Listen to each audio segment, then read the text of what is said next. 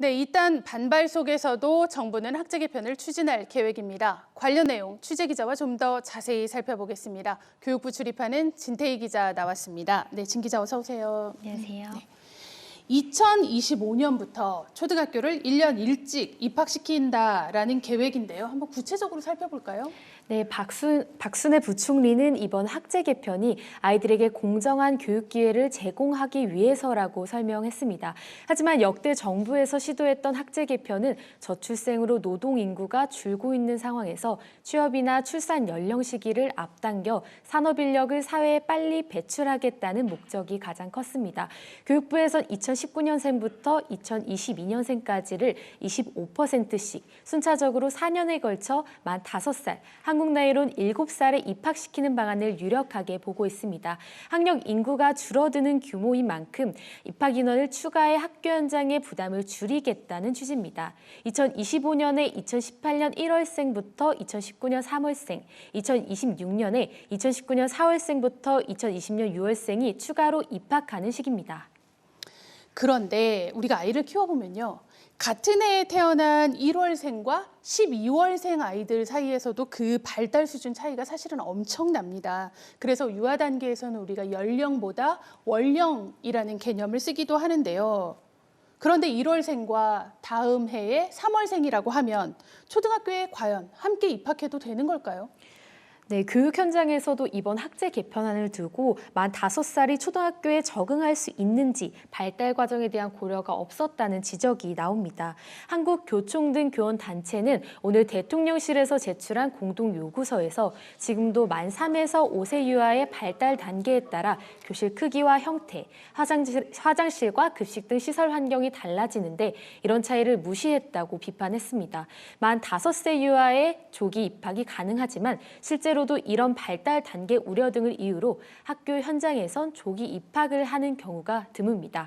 2021학년도 초등학교 조기 입학 아동은 537명으로 전체 초등학교 입학 인원의 0.125%에 그쳤습니다.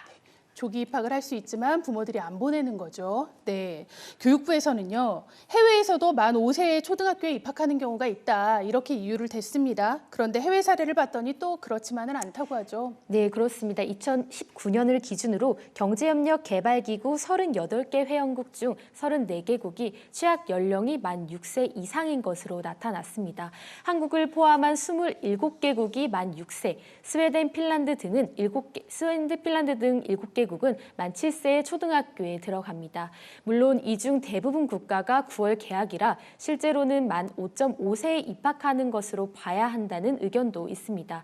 하지만 전문가들은 대부분 국가에서 만 5.5세에 진학한다 하더라도 영유아 시기의 6개월 차이는 굉장히 크다라는 입장입니다. 또 전 세계적으로 가급적 교육 체계에는 늦게 편입하자는 추세라 스웨덴과 핀란드 같은 경우에도 부모들의 요구로 만 7세로 늦춰진 바가 있습니다.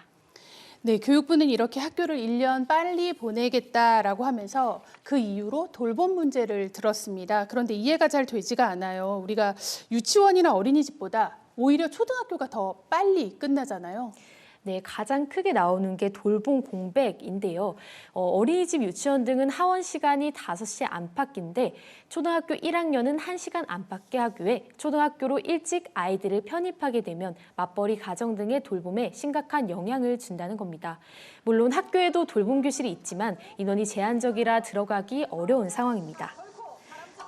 또 박순애 부총리가 초등 1, 2학년의 돌봄을 오후 8시까지 확대하는 방안을 고려 중이라고 밝혔지만 그동안 유치원의 돌봄도 그렇게 확대하지 못했기 때문에 우려가 여전합니다.